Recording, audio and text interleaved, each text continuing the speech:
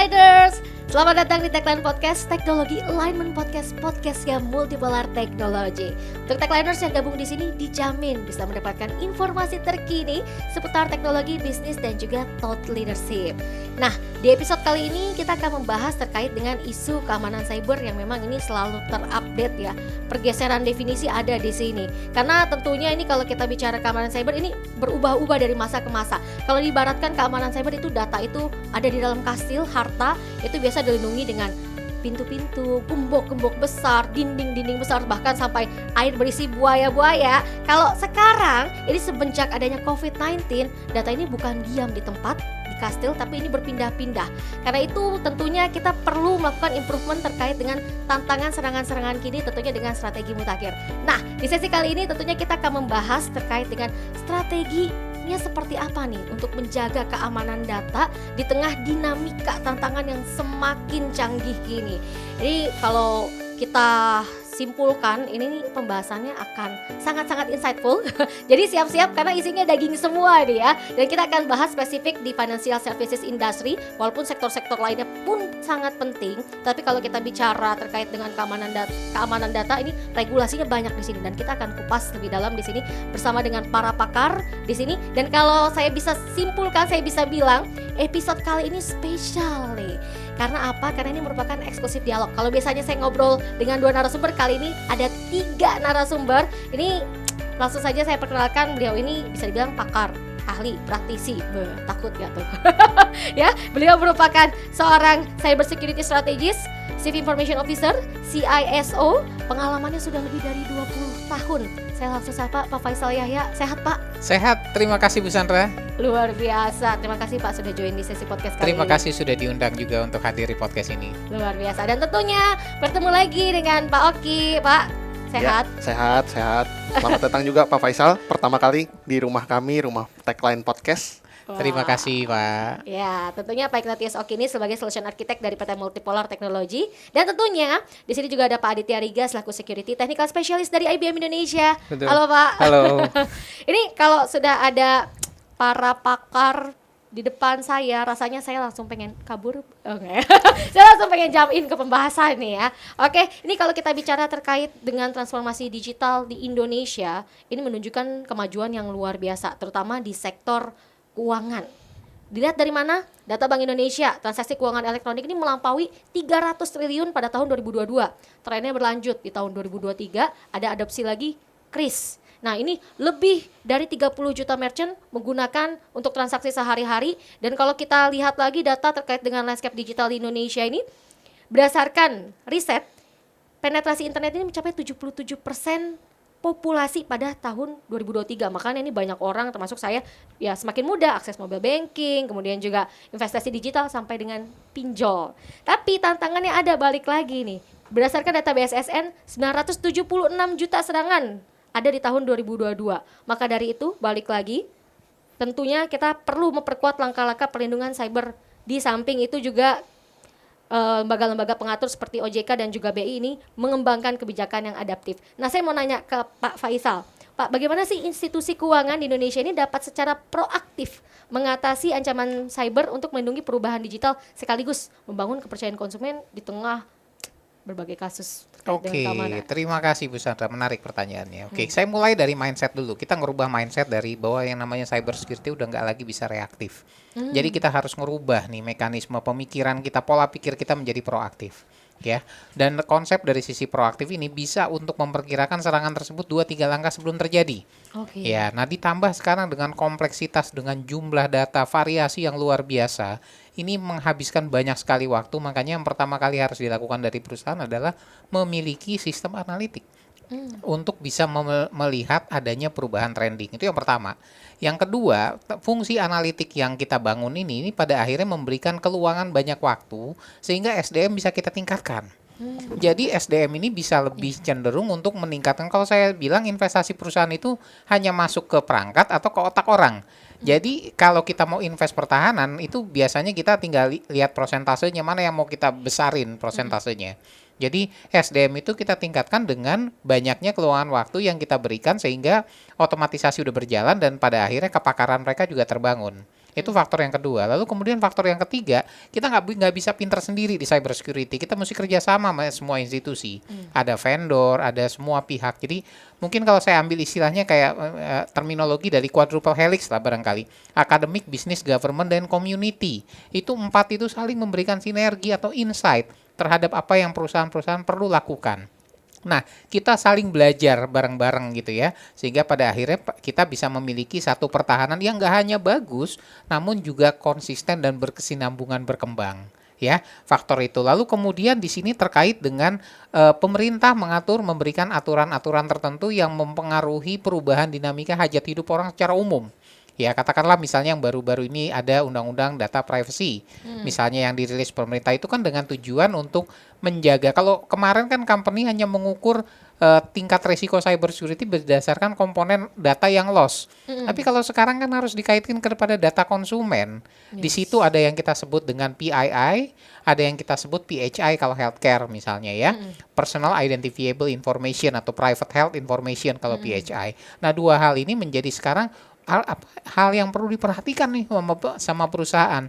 Nah, otomatis cara memperhatikannya kan memanfaatkan dari sisi analitik gitu. Yes. Jadi kita perlu punya sistem, kita perlu punya orang yang pandai-pandai dan terus berkembang. Kita perlu kerjasama dengan komunitas, dengan pemerintah, dengan akademik. Dan juga pada akhirnya kita mengikuti peraturan yang dikeluarkan oleh pemerintah. Mungkin demikian, Bu Sandra. Oke, lengkap sekali Pak. Lengkap sekali, terima kasih. Pada intinya ini dari reaktif sekarang menjadi proaktif, langkah lebih maju lah ya Pak ya. Langkah-langkah lebih maju gitu. Oke, saya geser ke Pak Adit Pak. Dengan berbagai data tadi tingginya tingkat penetrasi, adopsi layanan keuangan, ini bagaimana sih solusi IBM dapat memastikan perlindungan data khususnya data sensitif? Betul. Ya, yang pertama tadi penjelasan dari Pak Faisal cukup panjang dan cukup merangkum semuanya gitu. Ya, tapi kalau kita bicara soal data perlindungan data gitu, data privacy atau data protection, nah itu sebelum ke sana yang perlu kita bangun yang tadi mindset itu. Mindset dari yang reaktif menjadi proaktif. Nah, untuk dari reaktif menjadi proaktif itu, nah itu ada beberapa komponen yang terlibat. Yang pertama dari people, proses, kemudian dan teknologinya gitu. Ya memang kalau dari sisi people itu awareness-nya mesti kita tingkatkan, mesti kita bangun. Yang mana dia punya, dia merasa kalau kita tuh harus punya tanggung jawab untuk mengamankan data gitu. Nah kemudian dari sisi proses, nah kalau misalkan proses berjalan optimal, secara nggak langsung, secara pengolahan data pun itu akan lebih secure gitu. Dan kemudian dari sisi teknologi yaitu untuk hal-hal pendukung untuk membantu dari sisi deteksi, kemudian melihat anomali atau mungkin ada insiden, kurang lebih seperti itu. Oke, dari sisi teknologi nanti kita akan bicara lebih dalam Betul, ya Pak. pasti. Saya mau geser ke multipolar Pak Oki. Terus bagaimana Pak implementasinya nih dalam hal strategi keamanan tersebut untuk melindungi informasi secara efektif? Nah, sekarang kalau kita bicara tentang strategi, sebenarnya tadi Pak Faisal secara tidak langsung sudah menyebutkan gimana kita yang dulunya itu kita bersifat reaktif, kalau ada kebakaran kita baru panggil pemadam kebakaran. Sekarang kita dituntut untuk 1 langkah, 2 langkah lebih maju daripada kejadian itu sendiri. Memprediksi kebakaran Memprediksi. ya? Jadi kita lebih memforecast atau memprediksi setelah ini ada hujan nggak ya? Setelah ini ada kebakaran atau tidak ya? Setelah ini data kita ada yang bocor atau enggak ya? Keren ya. Terhadap perlindungan data kan sebenarnya. Dan bicara tentang data yang mau kita lindungin itu sama aja kayak kalau saya ambil contoh, kita mesti tahu dulu nih apa sih yang kita mau lindungin, apa yang kita lihat itu penting, apa yang tidak. Jangan-jangan selama ini kita cuma melindungin apa yang kita anggap itu penting, tapi padahal tidak sepenting itu. Nah, tadi Pak Faisal juga menyebutkan ada PII, ada PHI untuk health information. Nah, itu kan yang memang dirasa sebuah data yang sensitif ya. Jadi itu mengikat ke data seseorang, data individu dan sebagainya. Tapi tidak semua perusahaan itu melihat itu sebuah yang penting. Malahan mereka mungkin melihat itu sebagai data biasa, tapi mereka malah melindungi hal-hal yang lain. Nah, kita dituntut untuk mengubah mindset kita kayak tadi Pak Adit cerita dari yang tadinya reaktif menjadi lebih ke prediktif. gitu. Oke, ini seperti tadi yang Bapak bilang bicara soal proaktifnya atas apa nih ya? Betul. Terus juga bukan semuanya harus dispesifikan apa nih yang harus dicek. Nah, kalau kita bicara data, tentunya ada data sensitif, ada yang tidak. Dan tentunya data sensitif inilah yang sangat penting karena memang resikonya cukup besar ya. Dan tentunya ini juga balik lagi ini untuk juga mematuhi kepatuhan akan regulasi khususnya UU PDP ya. Di tengah banyaknya arus data otomatisasi ini muncul sebagai solusi dalam hal pengolahan big data. Lebih cepat, akurat melalui machine learning tentunya ya, memudahkan pekerjaan entry data, kemudian juga analisis, klasifikasi data dan juga pelaporan. Tentu strategi pengelolaan data komprehensif jadi penting dalam hal ini adalah data discovery. Karena ini nggak boleh ada celah sedikit pun, kalau ada celah ya udah sama aja gitu ya. Betul. Nah, saya mau nanya ke Pak Faisal lagi, Pak. Bagaimana sih organisasi dapat memanfaatkan otomatisasi berbasis machine learning untuk bukan hanya memenuhi regulasi, tetapi juga untuk menciptakan keunggulan kompetitif di era kini?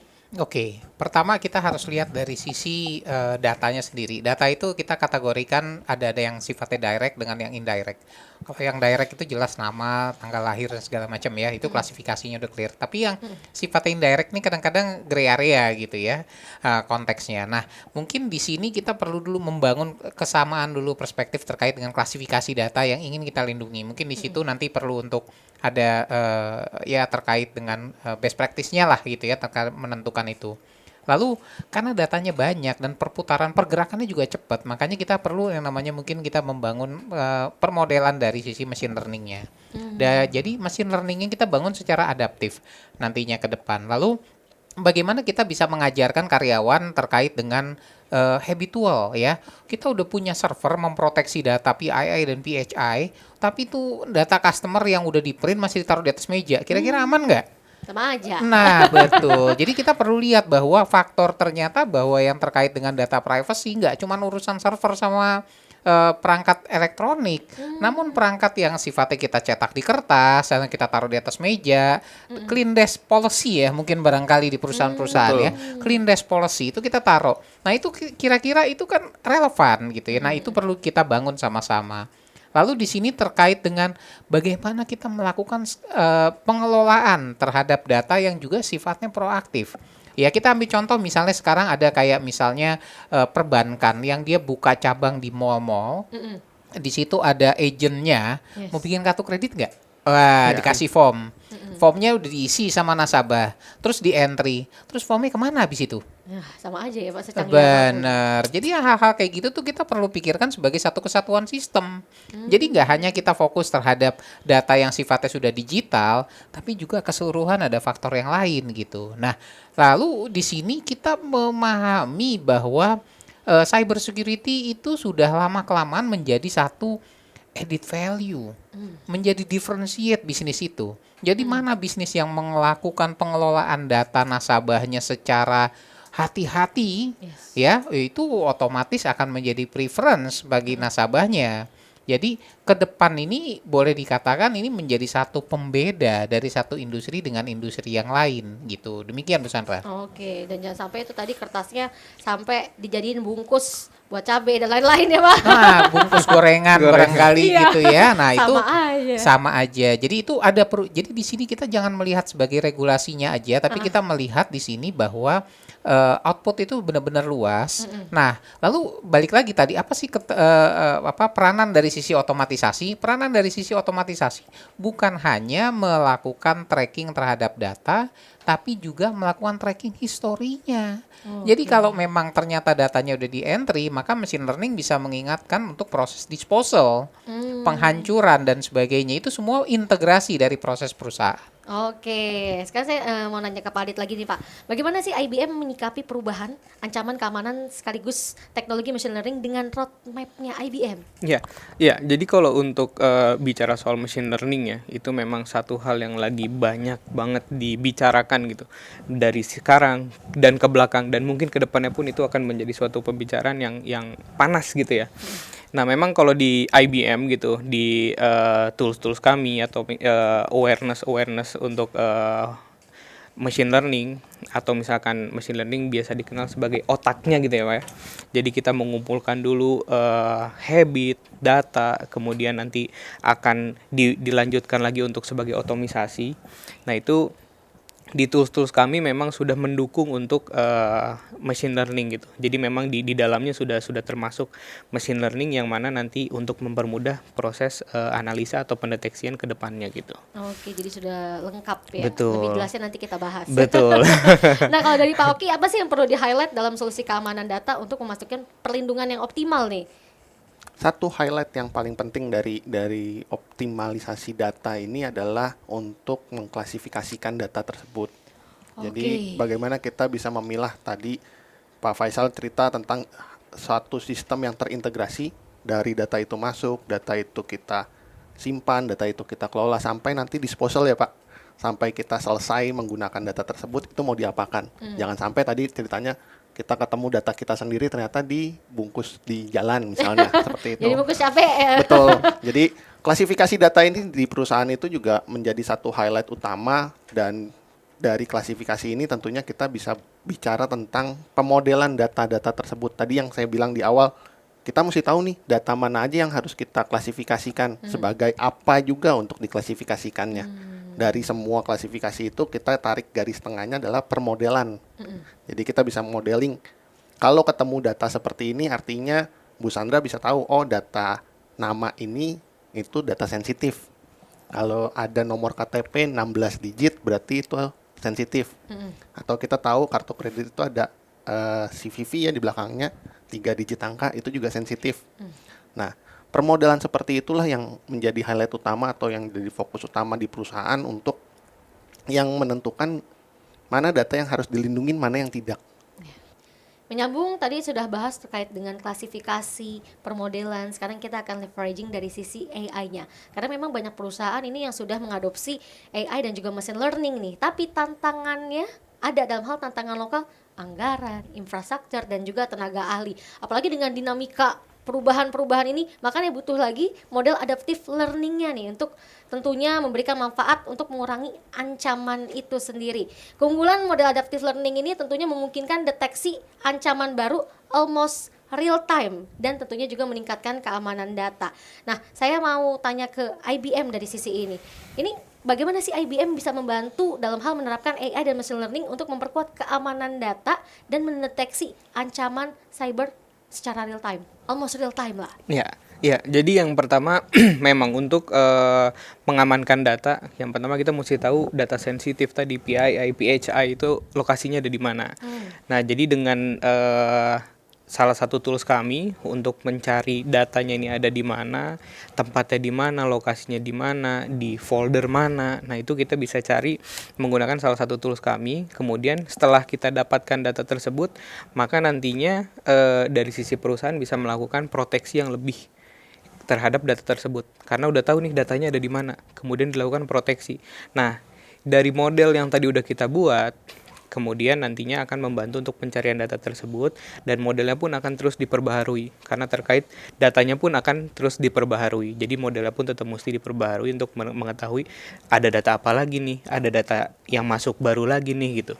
Nah, itu tetap mesti dilakukan pembaruan data, dan itu dari tools kami memang secara otomatis itu akan melakukan adaptive machine learning tadi gitu. Oke, seperti konsep dari keamanan data itu sendiri ya, selalu berubah, terupdate ya. Nah, mungkin boleh dilengkapi Pak Oki, dalam peran AI di operation ini bagaimana teknologi bisa memperingan kerja tim khususnya di keamanan cyber?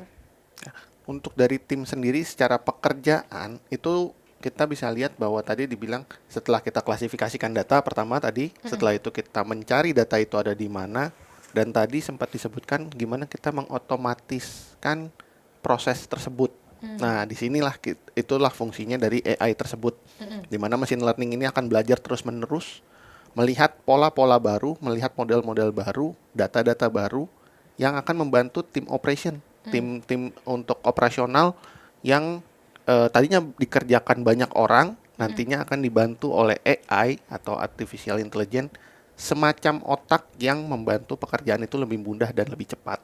Oke, kalau nggak dibantuin seruat apa tuh Pak? Nah, kalau nggak dibantu biasanya data-data tersebut kita kan nggak tahu nih ada di folder mana, tadi Pak Adit sempat sebut ya, ada di kotak yang mana, data ini apa dan sebagainya. Maka tim operation ini akan kewalahan. Kecenderungannya nantinya matanya lebih daripada saya nanti. Oh, desain. Oh, bukan. Mata, Nambah kacamata. nambah kacamata lagi nanti, nambah Oke. banyak lagi mata yang harus ngeliatin data-data sensitifnya perusahaan. Nah, dengan Oke. adanya AI ini diharapkan tim operation ini akan sangat terbantu dengan modeling yang baru, dengan data-data yang baru, itu tetap bisa dilindungin supaya meningkatkan kinerja dari perusahaan itu sendiri.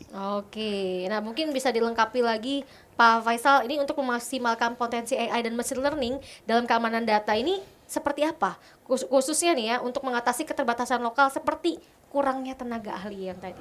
Oke.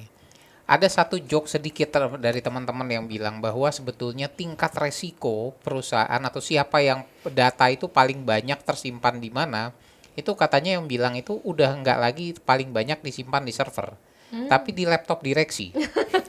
Karena satu pun di perusahaan itu nggak ada yang bisa ngelarang dia untuk bawain pulang Iya, data. iya. Nah, akhirnya karena faktor resiko ini, kita perlu yang disebut dengan proaktifnya tadi. Jadi kalau kita misalnya melihat adanya perubahan pattern akses dari sisi, bisa aja ada perubahan pattern akses, mungkin itu bukan dilakukan oleh direksi yang bersangkutan, tapi oleh program malicious yang ada di dalam perangkat tersebut.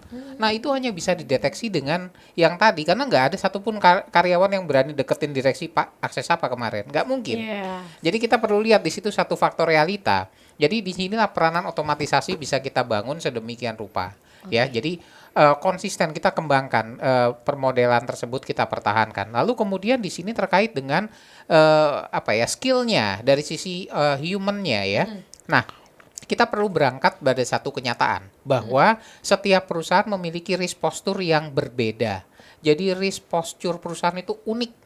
Ya, risk posture unik. Segala bentuk upaya yang kita lakukan terkait dengan cyber security adalah bertujuan untuk menekan resiko tersebut, tidak bisa menghilangkan, hanya menekan resiko tersebut sampai dengan level yang disebut residual risk. Jadi nggak bisa dihilangkan. Ada nanti paling kecil. Nah, residual risk ini angkanya, nilainya, anggaplah kita sebut secara tangible. Ya walaupun nggak bisa segampang itu, kita katakanlah angkanya misalnya 1 gitu ya. Nah, kalau kita nggak jaga, tingkat resiko ini naik terus. Ya, jadi boleh dikatakan upaya kita yang harus dilakukan secara kontinu adalah dengan otomatisasi, dengan penerapan artificial intelligence, itu hanya bertujuan untuk menekan resiko tadi agar dari residual risk nggak berkembang. Nah, itu peranan otomatisasinya.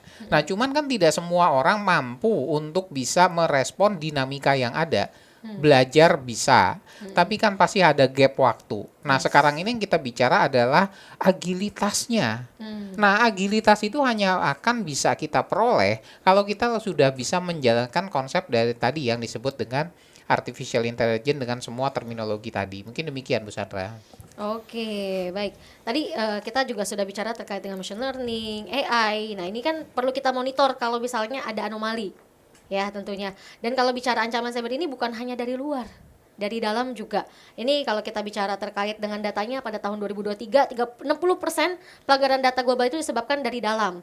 Dan tentunya juga untuk mengatasi masalah ini banyak perusahaan nih makanya yang sudah memanfaatkan analisis perilaku pengguna atau user behavior analytics, mendeteksi aktivitas mencurigakan, mendukung respon cepat dengan integrasi SOC tadi.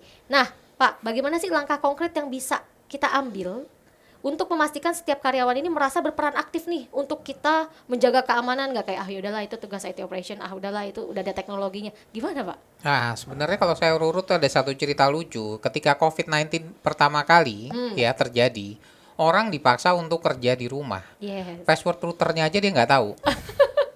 Iya kan? Nah, akhirnya di sini kan kita melihat bahwa ketika orang bekerja dia merasa dilindungi oleh tim IT-nya. Yes. Jadi dia merasa saya udah punya Superman di belakang saya berdiri untuk memprotek aktivitas saya sedemikian rupa. Namun ternyata ketika saya bekerja di luar perimeter perusahaan, masalah ini muncul. Jadi mulai orang tuh sebetulnya merasa pentingnya cyber security awareness kalau kita bicara terminologi work from anywhere. Jadi itu baru keris, ya baru kita itu angkat. Nah, sekarang kita perlu melihat tadi statistik angkanya itu kebanyakan serangan dari dalam. Tapi tentunya boleh saya katakan itu pasti mostly itu unintentional. Artinya tidak disengaja. Bisa karena dia nemu USB di pinggir jalan terus dicolok di kantor, jadi dia serangan insider. Padahal sebenarnya dia nggak melakukan Iya, model nggak itu sengaja. kan. Cuma kayak lumayan. Atau misalnya dikasih lampu USB gitu ya, yang kalau dicolok lampunya terang tapi ternyata isinya keyboard gitu. Oh iya iya Itu iya. sudah mulai banyak sekarang. Artinya sekarang kita perlu melihat bahwa dinamika serangan itu sudah makin variatif sekali dan the weakest link itu adalah human error. Hmm. Itu makanya terbentuk. Nah, kalau kita bicara seperti itu baru dari ini kita bicara solusi secara teknologinya. Ada yang disebut user behavior analysis atau UBA. UBA ini sebetulnya dia memonitor untuk mencari tadi anomali.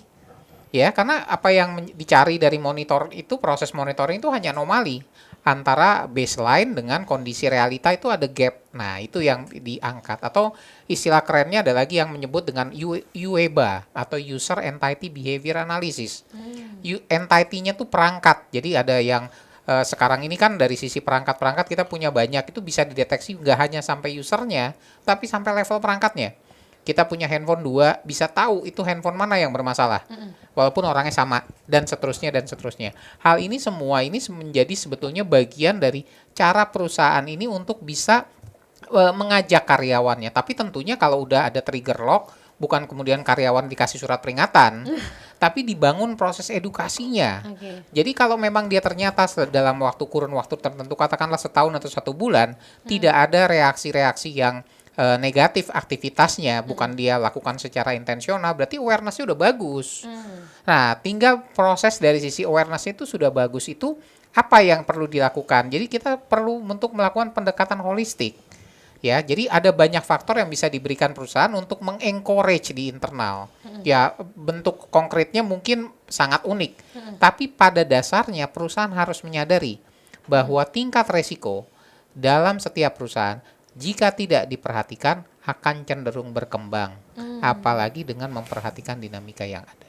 Jadi pintar-pintarlah untuk membangun kerjasama yang baik di dalam agar semua investasi keamanan nggak jadi hardware doang, tapi ada yang tersisa di dalam habitual cara kita untuk bekerja yang lebih aman. Oke, edukasi karyawan, membentuk budaya keamanan. Tapi di satu sisi juga sebenarnya ada tantangannya nih. Mungkin dari multipolar teknologi Pak Oki bisa dilengkapi. Gimana sih supaya ngebangun rasa karyawan tuh supaya ikut proaktif gitu ngelaporin kalau misalnya ini tuh ada aktivitas mencurigakan, tapi mau bilang tapi takut. Gimana ya? Ya, benar tadi di terakhir juga disebutkan gimana kita cara ngebangun, kita bicaranya bukan sekedar budaya tapi lebih ke habitual. Gimana kebiasaan si karyawannya sendiri, kebiasaan kita sebagai individu, sebagai orang untuk melindungi setidaknya data kita pribadi. Di mana data itu pasti saya yakin di handphone kita semua itu ada foto KTP, Iya. ada foto kartu kredit mungkin atau data-data yang lain. Selfie juga. Nah, termasuk selfie. Iya. Kan sekarang lagi rame juga yang online kan. Itu. Jadi itu juga bagaimana kita perusahaan mendorong si karyawan dengan pendekatan membangun awareness tersebut, meningkatkan kesadaran si penggunanya untuk menjaga semua data yang dia miliki dulu, lalu dan juga menjaga data-data yang ada di entity atau di perangkat-perangkat mereka, di mana bisa aja tadi dicontohkan ceritanya Pak Faisal kan. Kita ketemu USB misalnya atau USB lampu dikasih souvenir, kita nggak tahu ternyata di situ ada keylogger yang mana itu ternyata terhubung ke negara tertentu lah untuk diambil data-data yang kita itu yang disebut unintentional. Kita tidak tahu bahwa kita sendiri dimanfaatkan. Nah, perusahaan tuh berhak untuk mengajarkan kepada karyawan-karyawannya untuk lebih aware, lebih waspada terhadap data dan metode penyimpanan atau penggunaan data-data tersebut. Jadi mungkin setiap hari atau setiap quarter misalnya dilakukan awareness tertentu, peringatan, atau tadi sempat kita dengar di awal-awal cerita kita, ngobrolan kita bicara tentang clean desk policy misalnya. Bagaimana kita tidak meninggalkan jejak-jejak data digital kita sembarangan tempat. Jangan sampai, kalau dulu saya pernah tahu bahwa password saja suka ditempel di monitor, di kertas, di memo. Nah, yang seperti itu. Nah, seperti itu kan, itu sesuatu yang bisa dikatakan budaya yang sudah lama kita tinggalkan saat ini. Nah, ini perusahaan tuh mendorong untuk kita lebih clean desk, kita lebih waspada terhadap data-data kita saat ini, Sehingga terbangunlah security awareness supaya kita tidak merasa bahwa di belakang kita ada tim IT yang Superman melindungi kita lagi. Oke. Seperti itu.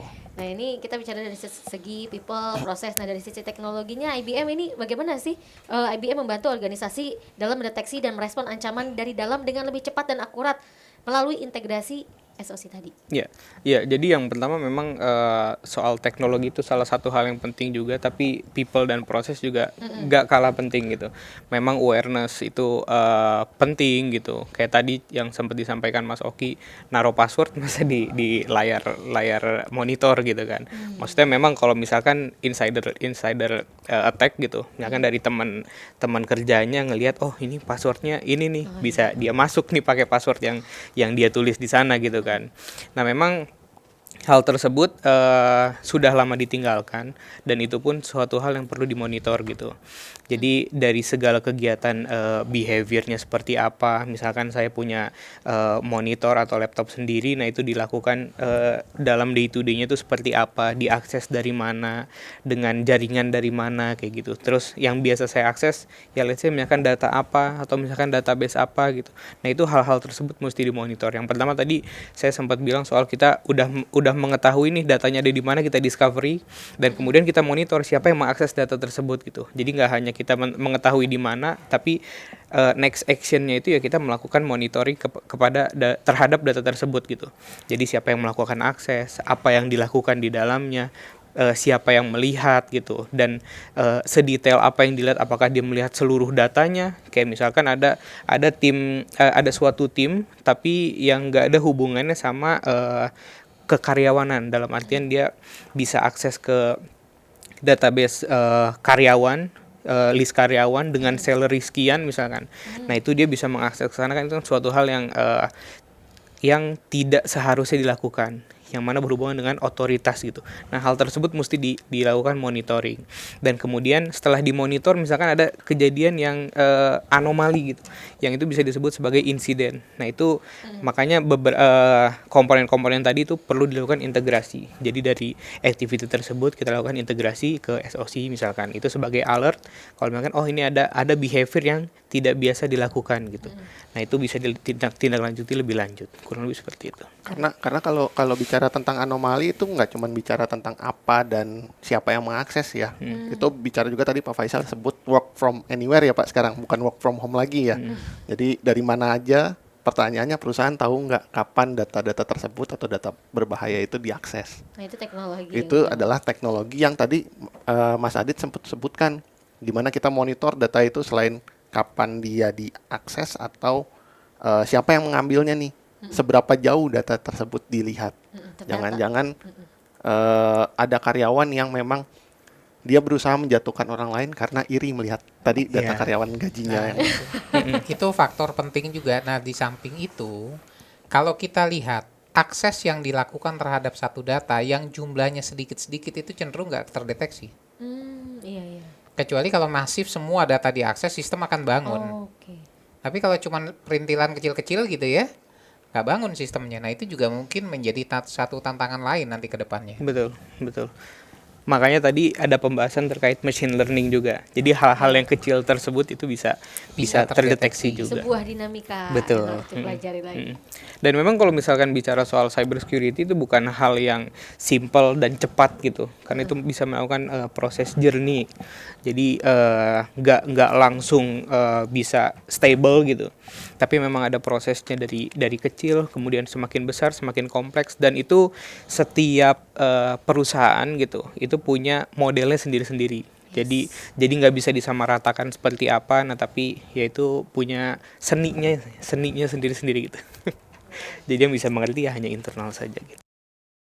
Oke, dan tadi kita juga sudah bahas bahwa setiap perusahaan ini memiliki tingkat resiko yang berbeda-beda, dan tentunya ini juga yang unik seperti itu dan berubah-ubah, maka dibutuhkan lagi analitik selanjutnya. Jadi kalau permodelan yang sudah dibentuk ini ada perubahan, ya diperbarui kembali seperti itu. Dari Pak Adit, bagaimana sih IBM ini membantu perusahaan memanfaatkan analitik canggih ini? Bagaimana, seperti apa? Iya, jadi kita nggak bisa langsung masukin analitik yang canggih gitu.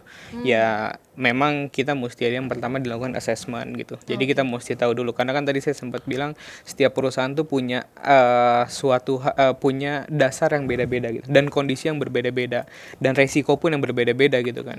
Nah jadi kita memang pertama perlu lakukan assessment. Jadi kita lihat apa yang ibaratnya perlu ditambal gitu ya. Nah jadi dari situ kita lihat apa yang perlu ditambal, nanti kita coba petakan gitu. Nah, kayak contohnya kayak misalkan kita belum tahu nih nyimpen data sensitif ada di mana. Nah, itu dari IBM bisa bantu dari IBM Security Discover and Classify. Jadi itu dilakukan pencarian data sensitif gitu. Walaupun memang sebenarnya dari perusahaan atau dari tim-tim terkait gitu, dia tahu nih, oh saya nyimpen data sensitif di sini, nyimpen data sensitif di sini.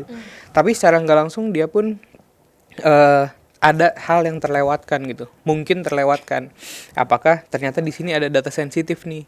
Ternyata di sini ada data sensitif. Nah itu yang nggak termention dari tim terkait tersebut gitu.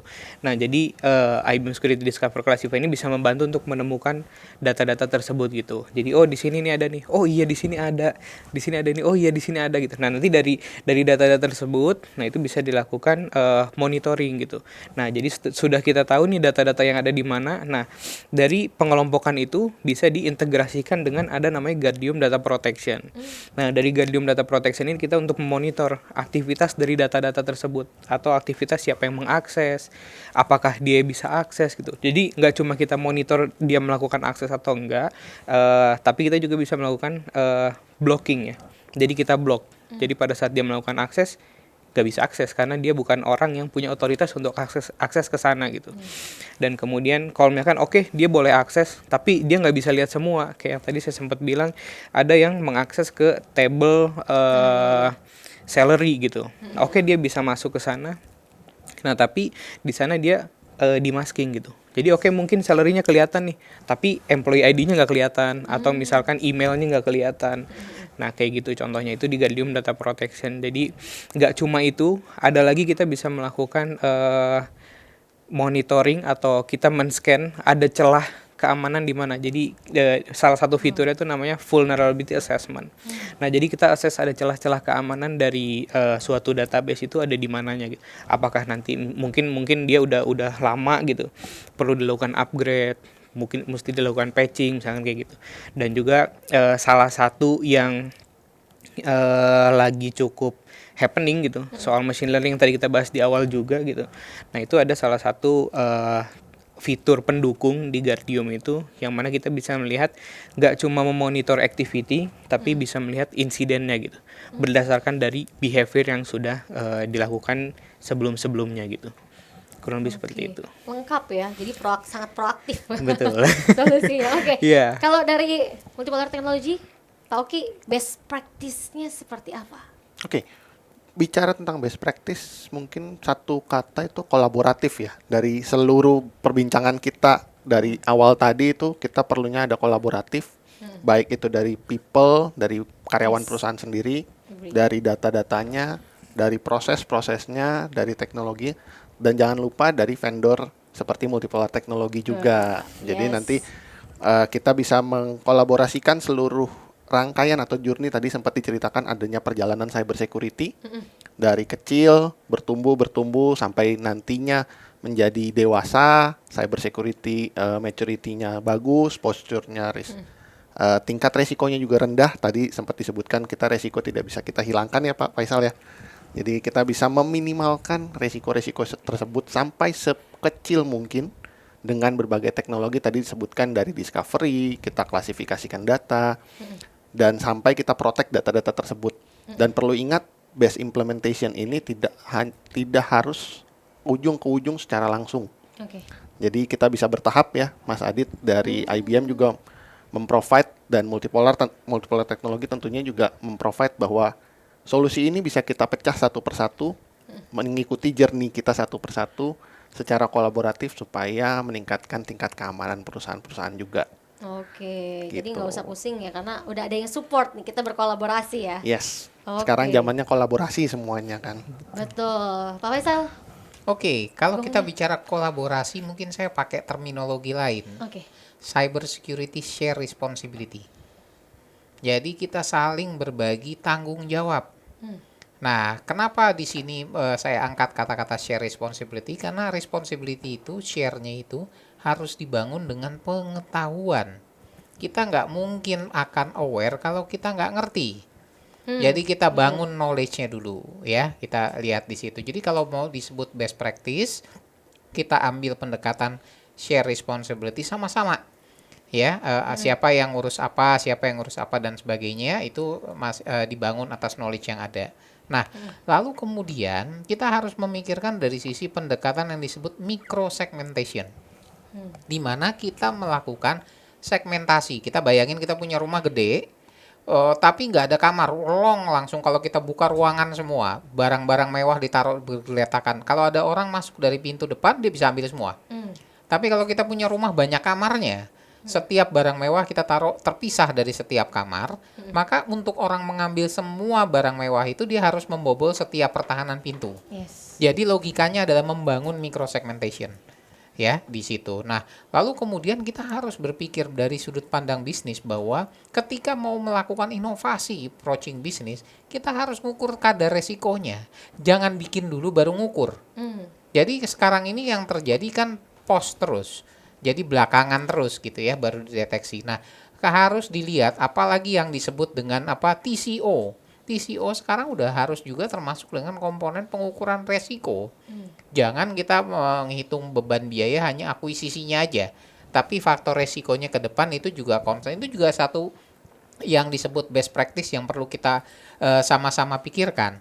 Jadi relevansi ya ke depan. Nah, kita tahu bahwa yang namanya cyber security kayaknya ora kelar-kelar.